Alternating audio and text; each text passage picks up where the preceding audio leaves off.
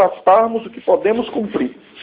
E, assim fazendo, as pessoas, seja o patrão, seja o nosso líder, seja o companheiro da nossa área, ou sejam pessoas lideradas, às vezes algum de nós possa trabalhar no trabalho secular e liderar algum grupo, alguma área.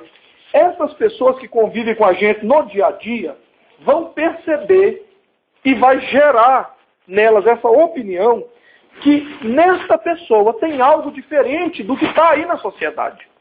E não estou falando, quando eu digo da sociedade, eu não estou falando só de pessoas que estão sem congregar. Não estou falando só disso, estou falando de uma maneira geral. Porque tem pessoas, e muitas pessoas no nosso tempo, que congregam, mas não tem os princípios do Evangelho. Congregam, estão congregando, tem cartão de membro, tem título de obreiro, tem título de pastor, de pregador e assim por diante. Só que, ao assumir esses compromissos, o tempo que vivemos está tão contaminado, está tão cheio de iniquidade, de apostasia, que parece que tudo bem, pode ser, não tem problema nenhum, a gente dá um jeitinho, a gente adapta, e vamos lá. E não é assim que está escrito no Evangelho, na palavra do nosso Salvador. Ele está sendo claro e enfático. E uma das maiores diferenças nesse primeiro tópico, desse estudo que estamos tendo e fazendo, é que há coisas que os vários segmentos religiosos, as várias lideranças, inventaram dizendo que é pecado. E não é, porque não confere com o que está escrito na palavra do nosso Salvador. Agora, nós temos que lembrar que o que está nos princípios da palavra do Evangelho sempre foi pecado, o que é pecado, e nunca deixará de ser.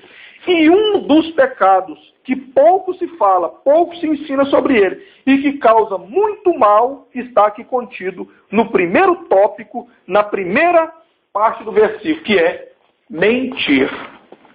Mentir sempre foi pecado, é e sempre será. Na lista, em Apocalipse, capítulo 20, verso 8, e no capítulo 21, verso 15, quando o nosso Salvador dá a lista de quem não entrará no céu, e quem não entra para o céu, todos já sabemos, subentende para onde vai. Entre os que não vão para o céu, entre os condenados, na lista está os mentirosos ou os que apoiam a mentira. Então, quando nós não estamos atentos ao sim, sim e não, não, nós podemos estar incorrendo em mentira. Por quê? Se eu trato com uma pessoa do meu trabalho e digo que eu vou e eu não vou, eu pratiquei uma mentira. Então perceba o quanto faz mal a todos nós e às pessoas ao nosso redor quando nós infligimos algum ponto do Evangelho que é pecado, que faz mal. E uma das piores é a mentira. E a mentira é muito fácil de entrar na nossa vida, nós temos que vigiar muito, pedir a Deus muita graça, muita misericórdia, porque a mentira ela entra sorrateira, de leve.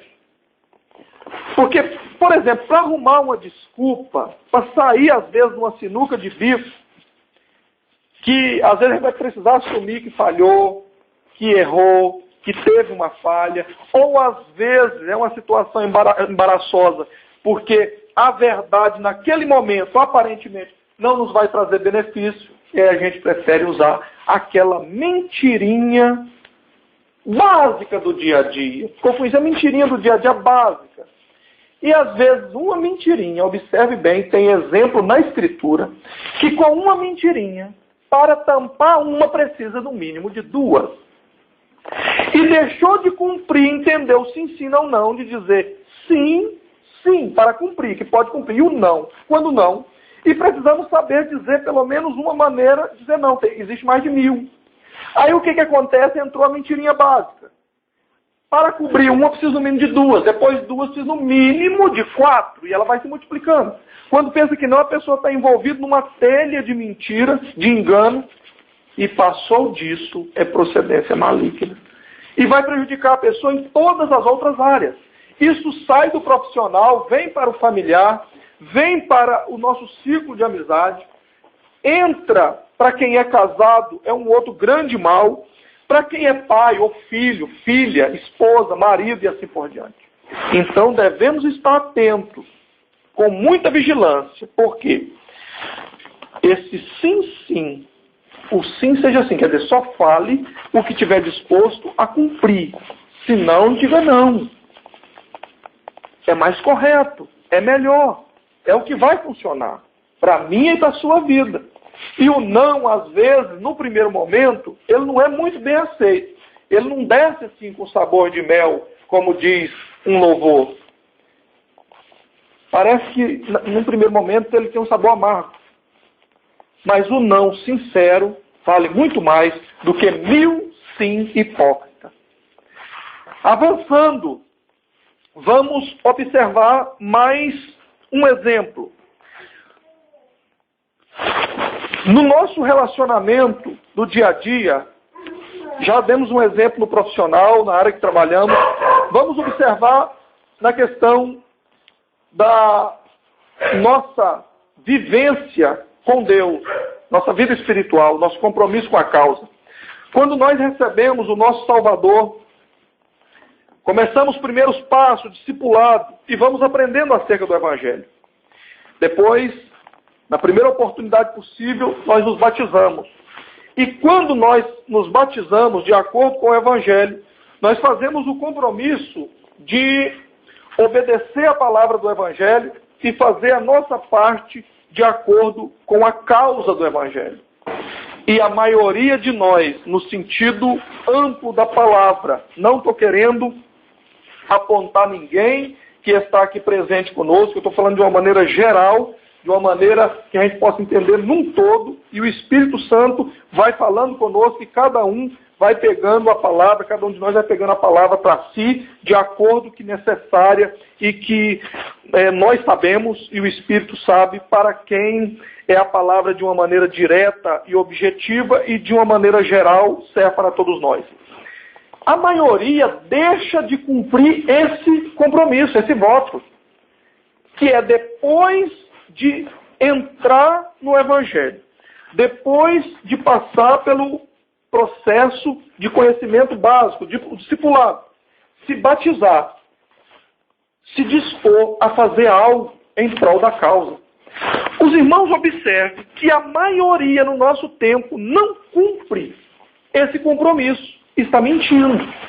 Porque quando veio para o Senhor, se batizou, fez a sua profissão de fé, a sua confissão e profissão, fez um compromisso, como está entre várias passagens, Mateus capítulo 10. Eu amo, se pudesse citar, se fosse para citar os 3 capítulos mais profundos, que mais me tocam, que mais faz diferença para a vida de um homem, de uma mulher, servo de Deus, eu citaria entre os 3 o capítulo 10 que escreveu o evangelista Mateus. Porque o capítulo 10, ele tem um resumo do Evangelho, o nosso Salvador ensinando sobre todas as áreas. E uma das áreas é essa. Que vem os discípulos, começa ele falando dos discípulos e quem são eles. Depois ele fala do que os discípulos iam enfrentar e o que ia passar.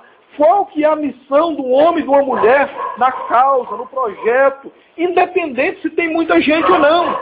Não tem essa questão de depender de muita gente, depender de um templo, de mega estrutura, não. Ele explica lá de maneira simples, clara, e ele vai desenhando, e a gente vai lendo, e vai vendo o filme, vai percebendo claramente na nossa frente, e a gente consegue perceber pela fé, o texto vai falando e o Espírito Santo vai agindo, e a gente vai conseguindo notar e ver como é que é o caminho, o projeto, o processo. E nós vamos sentindo algo diferente no nosso coração, no nosso íntimo. E o desejo de fazer algo em prol da causa vai nos movendo, nos alimentando e vai nos dando, através da palavra do Evangelho, movendo o Espírito, força, desejo, amor pelas almas. E ele vai dizendo que tem que haver essa entrega, mesmo que haja dificuldade, perseguições.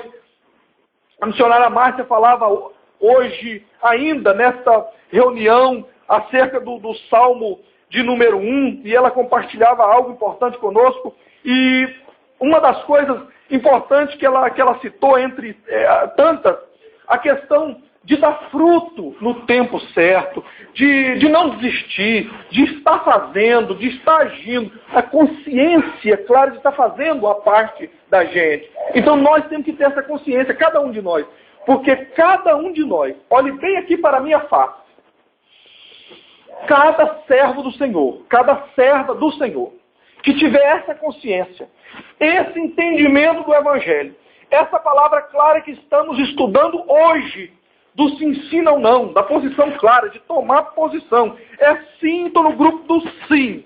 É não, estou no grupo do não. Quer dizer, eu estou no grupo do sim, que disse sim para a causa, para o projeto de Cristo. E não, eu digo não para o grupo, projetos religiosos, que é só viver de aparência, só viver de braços cruzados, só viver ali quietinho e seguindo dogma, só seguindo aquela aparência, aquele negocinho, tititim, tititim, blim, blim, blim, blim, blim, titentem, e não sai do lugar, não avança.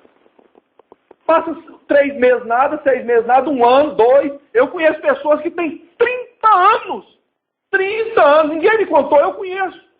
30 anos que está congregando e não saiu da mesmice. Não avançou.